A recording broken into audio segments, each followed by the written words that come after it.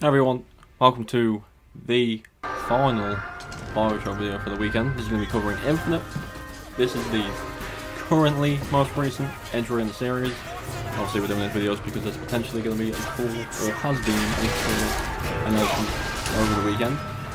So I thought we'd go over the games and how I feel about them, story, gameplay, all that good stuff. It's not in depth, just briefly kind of going over Bioshock and talking about it for about 10 minutes, just saying, what to do about it, going over the story. I'm repeating myself, but you get the gist. You get the idea by now. I've been playing these videos before in the past. So, Infinite. Definitely a mixed bag. Here's Infinite. I personally enjoyed it quite a lot. The tone is very different to obviously the original 2 with the Rapture and stuff, because you are now in Colombia, which is a city in the sky.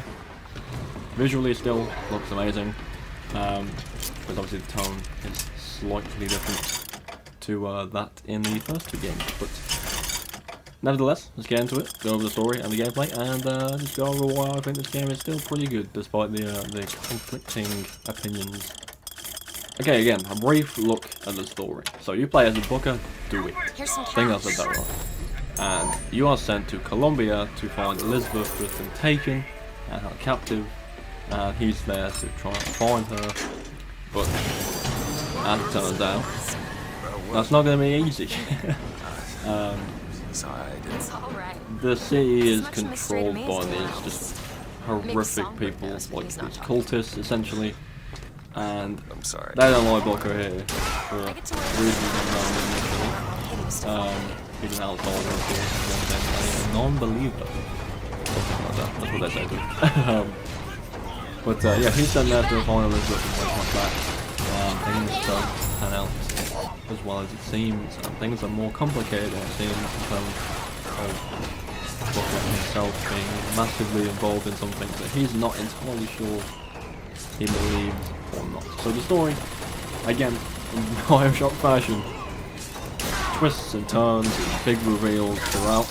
I always think the stories in this game, no matter the gameplay, no matter the environments, no matter the weird things they've done, the stories have always been solid. Like, in a way, they're all separate, different characters, and they do kind of loop back around at the end of this game. But nevertheless, the stories are incredible. And again, don't want to go into too much details from the story, because it's too confusing. I haven't read it down. But a brief look at the story of the game and essentially what's going on. So essentially, it's a rescue mission, okay? But obviously, I don't always go that way. So that's the premise. Rescue mission. So, as you might already know, this is the gameplay standpoint now, by the way. The game is an FPS with small RPG-like elements involved. Kind of, essentially, you have the skill points and the weapon upgrades, stuff like that, because equipped throughout the game. This game does have the Vigor system, as I can mention, as off of videos, as the plasmids from the first 2, but no, this is the Vigors in this game. Essentially the same thing as what they do, like drinks instead. Give you special powers. Obviously, there's a few in here, again, to keep an eye out for is the Flame Hand and the Possessions, stuff like that. Really cool ones in this game. Not as many, I don't think, but still some quite unique ones in there. There's also a few more different changes in a way. Booker has a shield now, essentially a halo shield. If you take damage, your shield goes down, and then eventually, without taking some damage, you'll go over again, but your health will be kind of stuck where it is. So you need to find some health items, whether that's food or health packs, to kind of get your health back. Yeah, essentially a halo system with the shield. Yeah, really cool grappling hook in this game. You can use the zip lines and stuff like that. It's also a melee weapon for the first one you get in the game. And in this game, you're followed by Elizabeth, and you find her later on. She assists you as like a co-op, not co-op AI partner. Obviously, the game isn't co-op, but she's there to help you, whether that be to throw you with a gun, or to kind of distract some enemies, or whatever, and to kind of give you some story in the background, because it's always nice to have someone just with you while you're shooting bad guys, just talking away about what's going on. I don't actually don't mind, because you love the extra backstory. And yeah, that's essentially it for the gameplay as how you play. It's essentially the same as the original, but some little tweaks. Another one, for example, is when you die in this game, you return to the last safest area, and you do lose a portion of your money. I don't remember if that's the case in the originals, but it's definitely here and there. The loot system is obviously back again. You can basically loot anything you see, cash registers, stuff like that. Bodies that give you money, ammo, all that kind of good stuff like you would expect from the original 2 games.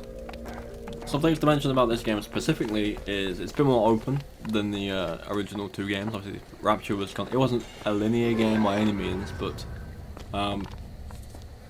there was more of a direct path. This game, the areas are quite bigger. There's a bit more ways to explore the game, and a bit more going on. So there's plenty of more game time to be had because you can literally just explore the areas. Plenty of places to go. Not huge areas, but definitely not small either. Also, in mention to the Bioshock 4 incoming rumours, this game has a player choice system. It's very minor, it's not massive. For example, right at the beginning of the game, there's like a raffle on or something like that, and you are kind of given a ball, and then they bring out these 2 people that are like locked up, and essentially you're throwing this ball at them.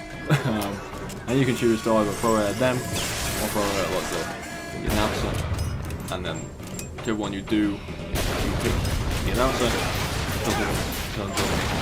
later on to thank you, and then if you throw it at the people, the announcer will be later on and say, oh, you took part in that, essentially.